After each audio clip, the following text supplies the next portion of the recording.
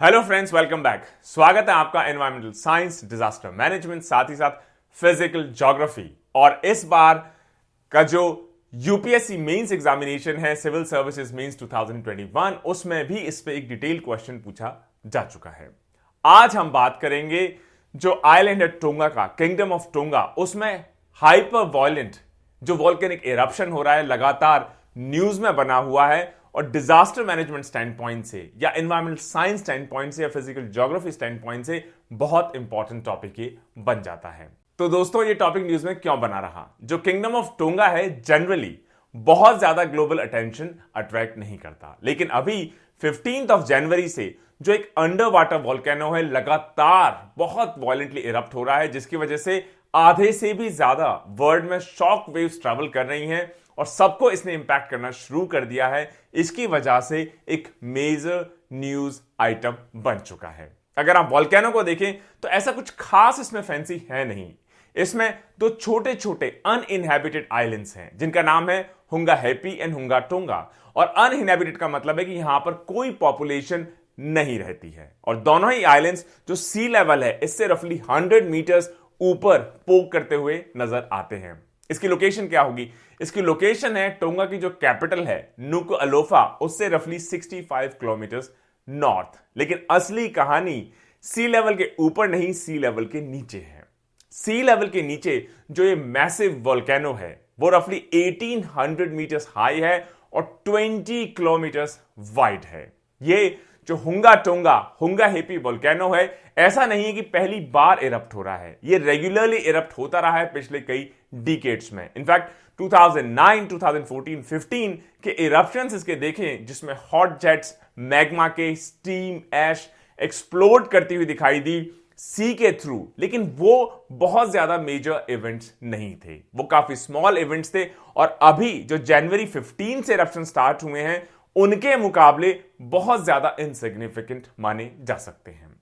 जो रिसर्च है इन इरप्शंस में यह भी दिखाती है कि ये जो मैसिव एक्सप्लोजन्स हैं इस वोल्केनो के, ये रफली हर 1000 ईयर्स पर रिपीट होते हैं। इसका मतलब अगर 21 में ये रिपीट हो रहे हैं तो पिछला मैसिव इरप्शन इसका रफली 1100 के आसपास हुआ होगा। क्यों ये वोल्केनिक इरप्शंस इतने एक्सप्लोजिव होते हैं? सोचने में लगता है कि जब ये वाटर के नीचे सिचुएटेड हैं, तो जैसे ही मैग्मा बाहर आएगा, वोल्केनिक इरप्शन स्टार्ट होगा, तो सी वाटर इमीडिएटली उसको कूल कर देना शुरू हो जाना चाहिए। तो फिर क्यों इतना मैसिव इरप्शन, इतना मैसिव वायलेंस?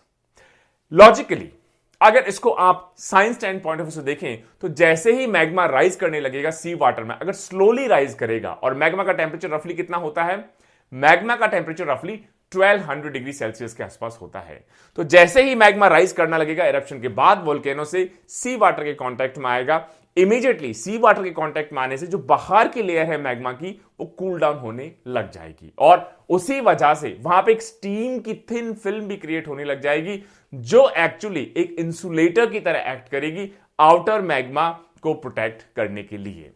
लेकिन ये जो कूलिंग डाउन की प्रोसेस है, ये जो मेथड है, मेथोडोलॉजी है, ये तब काम नहीं करेगी जब मैग्मा स्लोली स्लोली इरप्ट होने के बजाय एकदम से ब्लास्ट आउट हो जाए फुल वोल्केनिक गैस की फोर्स के साथ। इसका मतलब मैग्मा वाटर के कांटेक्ट में बहुत रैपिडली आएगा, जो थोड़ी बहुत स्टीम लेयर बनने लगेगी वाटर की कूलिंग इफेक्ट से, वो ज्यादा देर तक टिक नहीं पाएगी, और इस वजह से हॉट मैग्मा लगातार कोल्ड वाटर के डायरेक्ट कांटेक्ट में आना शुरू हो जाएगा। जो वोल्केनो रिसर्चर्स हैं वो इस पूरी प्रोसेस को, जिसमें वेरी हॉट मैग्मा सीधा कोल्ड वाटर के कांटेक्ट में आ जाए, धीरे धीरे राइज ना करे, ये इंसुलेटिंग फिल्म डेवलप ना हो पाए, इसको कहा जाता है फ्यूल कूलेंट इंटरैक्शन। और ये वेपन्स ग्रेड जो केमिकल एक्सप्लोजन होता है उससे कहीं ज्यादा वायलेंट हो सकता है। ये एक्सट्रीमली वायलेंट जो ब्लास्ट हैं, ये इसके बाद और ज्यादा मैग्मा को बाहर आने के लिए इनवाइट करेंगे। एक चेन रिएक्शन टाइप स्टार्ट हो जाएगा, जो फ्रेश मैग्मा फ्रेगमेंट्स हैं ब्लास्ट होंगे, नए हॉट इंटीरियर सरफेस जो वाटर है उसको और ज्यादा मैग्मा सप्लाई करेंगे, फ्रेश हॉट मैग्मा और वाटर के कांटेक्ट में आएगा, और ज्यादा ब्लास्ट होंगे, अंदर का जो मैग्मा होगा फिर एक्सपोज होगा, वाटर के कांटेक्ट में आएगा और बड़ा ब्लास्ट होगा। और ये ब्लास्ट कई केसेस में सुपरसोनिक स्पीड्स मतलब साउंड की स्पीड से भी ज्यादा तेजी से हो सकते हैं दोस्तों। इस वजह से ये 15 जनवरी से जो मेजर इरप्शन हो रहा है ये लगातार न्यूज में बना हुआ है। अब दो मेजर स्केल्स हैं अगर आप हुंगा इरप्शंस को देखें। जैसे 2014-15 के जो इरप्शन थे उन्होंने भी एक वोल्केनिक कोन डेवलप किया और जिसकी वजह से जो दो ओल्ड हुंगा आइलैंड्स हैं वो आपस में ज्वाइन हो गए एक 5 किलोमीटर लंबे कनेक्ट के थ्रू, और ये 5 किलोमीटर लंबा कनेक्ट हुआ इन वोल्केनिक इरप्शन से।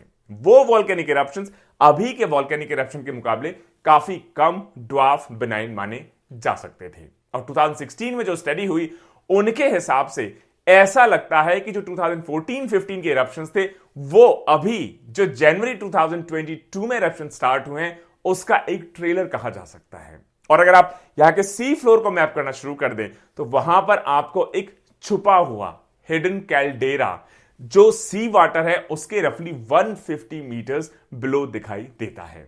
कैल्डेरा होता क्या है? कैल्डेरा एक क्रेटर लाइक स्ट्रक्चर होता है और यहां का कैल्डेरा या हुंगा आइलैंड का कैल्डेरा रफली 5 किलोमीटर में फैला हुआ है, एक क्रेटर लाइक डिप्रेशन है। उसके अलावा छोटे छोटे इरप्शंस जो 2009, 2014, 2015 में होते रहे वो कैल्डेरा के सेंटर के बजाय कैल्डेरा के आसपास जो इसकी एजेस हैं वहां से इरप्शंस होते रहे हैं। अभी का जो बड़ा इरप्शन निकल कर आ रहा है ऐसा लगता है वो एजेस के बजाय कैल्डेरा का जो सेंटर है या कैल्डेरा खुद है वहां से इरप्ट होता हुआ दिखाई देता है। और ये बड़े इरप्शंस इतने बड़े हैं कि जो इरप्टिंग मैग्मा है या लावा है ये कैल्डेरा को और कोलैप्स कर देता है ताकि कैल्डेरा और ज्यादा डीप होता जाए, फ्रेश मैग्मा और बाहर आता जाए। और अगर आप पहले जो इरप्शंस हुए हैं उनकी केमिस्ट्री को कंपेयर करेंगे, उसके अलावा रेडियो कार्बन डेटिंग को यूटिलाइज करें तो ऐसा लगता है कि छोटे छोटे इरप्शन जो बीच बीच में होते रहते हैं ये बड़े इरप्शंस के लिए एक रिचार्ज का काम कर रहे होते हैं। छोटे छोटे इरप्शंस होंगे, मैग्मा फॉर्म होगा और जो कैल्डेरा है उसको ये रिचार्ज करना शुरू कर देंगे और जब ये इनफ रिचार्ज हो जाएगा तो मेन जो कैल्डेरा है ये फिर इरप्ट होना शुरू हो जाता है दोस्तों। इसके अलावा एविडेंस इस चीज का भी मिला है कि इससे पहले भी दो बड़े इरप्शंस हो चुके हैं हुंगा कैल्डेरा में और उसी की वजह से ओल्ड आइलैंड्स जो बने हैं उनकी फॉर्मेशन हो गई है। अगर आप केमिकली जो वोल्केनिक एश डिपॉजिट्स हैं जो लार्जेस्ट इनहैबिटेड आइलैंड है टुंगपटाव जो 65 किलोमीटर दूर है उसकी रेडियो कार्बन डेट्स को देखें तो ऐसा लगता है कि मेजर कैल्डेरा इरप्शन अभी के इरप्शन से पहले 1000 साल पहले हुआ होगा। इसका मतलब लास्ट जो कैल्डेरा इरप्शन हुआ रफली 1100 एडी के आसपास हुआ होगा। ये जो नॉलेज है और 15 जनवरी से जो इरप्शन हो रहा है ऐसा लगता है क्योंकि 1100 एडी के आसपास की कार्बन डेटिंग वोल्केनिक ऐश की हमको दिखाई देती है मेजर इरप्शन जो होगा और हर 1000 साल रफली के बाद ये मेजर इरप्शन होता है। तो अभी जो जनवरी में मेजर इरप्शन स्टार्ट हुआ है ऐसा लगता है कि एग्जैक्टली उस 1000 साइकिल की जो इरप्शन साइकिल है उसके साथ बहुत अच्छे से मैच करता हुआ दिखाई देता है। अब क्वेश्चन ये है कि इरप्शन हो रहा है बहुत वायलेंट है और वायलेंट इतना कि शायद सुपरसोनिक स्पीड से भी ज्यादा का हो और मेजर रीजन ये है कि मैग्मा वायलेंटली कांटेक्ट मारा है कोल्ड वाटर के और जिस वजह से जो केमिकल ग्रेड एक्सप्लोजन है उससे भी ज्यादा वायलेंट एक्टिविटी देखी जा रही है। आगे क्या हो सकता है? What can we expect to happen next? So अभी भी ये जो मेजर इरप्शन सीक्वेंस है अभी भी कैरी ऑन है, अभी भी ये रुकी नहीं है। बहुत सारे एस्पेक्ट्स इसके भी क्लियर नहीं है लेकिन ये बहुत क्लियर है कि जो आइलैंड है उस पे इस मैसिव वोल्केनिक एक्टिविटी की वजह से अभी भी ऐश क्लाउड्स ने पूरी तरह उसको ढका हुआ है। इससे पहले दो अर्ली इरप्शंस हुए दिसंबर 20, 2021 और जनवरी 13, 2022। ये रफली मॉडरेट साइज के आप इनको मान सकते हैं। उनसे जो क्लाउड्स प्रोड्यूस हुए वोल्केनिक ऐश के वो रफली 17 किलोमीटर हाई और इसके अलावा 2014-15 में जो आइलैंड्स में बेसिकली छोटे छोटे कनेक्शंस बने उनको भी इसने कवर कर लिया। लेकिन अभी का जो इरप्शन है वो एक अलग स्केल पे है, अलग लेवल पे है in terms of violence, in terms of scale.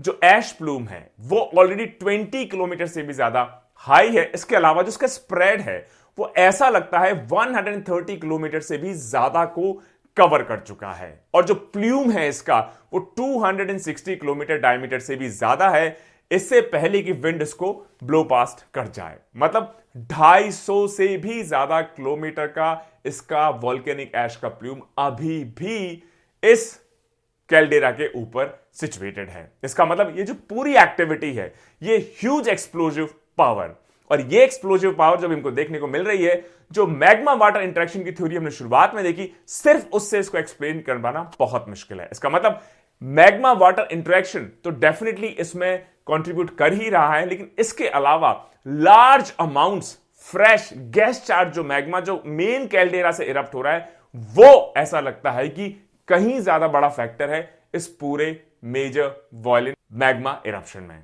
ये जो इरप्शन है इसकी वजह से सुनामी भी क्रिएट हो गई है पूरे टोंगा किंगडम में। इसके अलावा इसके जो नेबरिंग कंट्रीज हैं जैसे फिजी है, समोआ है, वहां पर भी सुनामी की शॉकवेव्स पहुंच चुकी हैं।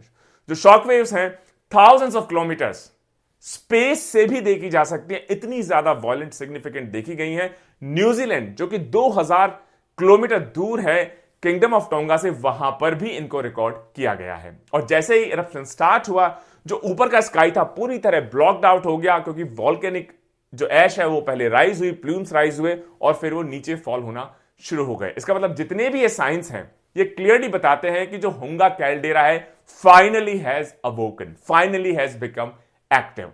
जो सुनामी है ये कई तरीके से जनरेट हो सकती है। सुनामी एक तो जो एटमॉस्फेरिक और ओशन शॉक वेव्स हैं, जो एक्सप्लोजन हो रहा है उसकी वजह से भी क्रिएट हो सकती हैं।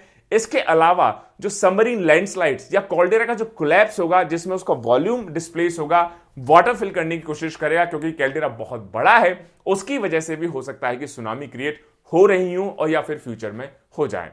अभी यह क्लियर नहीं है कि क्या इस इरप्शन का क्लाइमेक्स ऑलरेडी पहुंच चुका है। यह बहुत क्लियर है कि मेजर मैग्मा प्रेशर रिलीज अभी भी हो रहा है, और जब ये प्रेशर रिलीज कंप्लीट हो जाएगा तब हो सकता है कि पूरा इरप्शन साइकिल कंप्लीट हो जाए और पूरा सिस्टम फिर से सेटल होके स्टेबलाइज होके इक्विलिब्रियम को रीच करने लगे।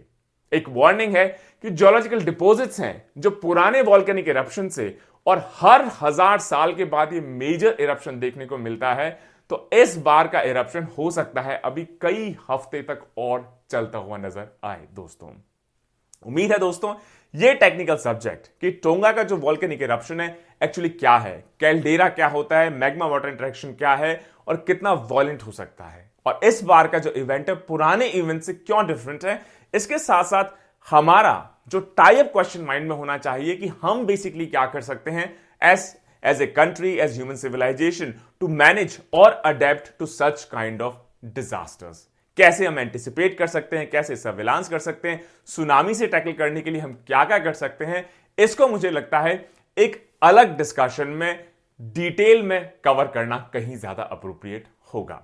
Stay tuned. जय हिंद, जय भारत।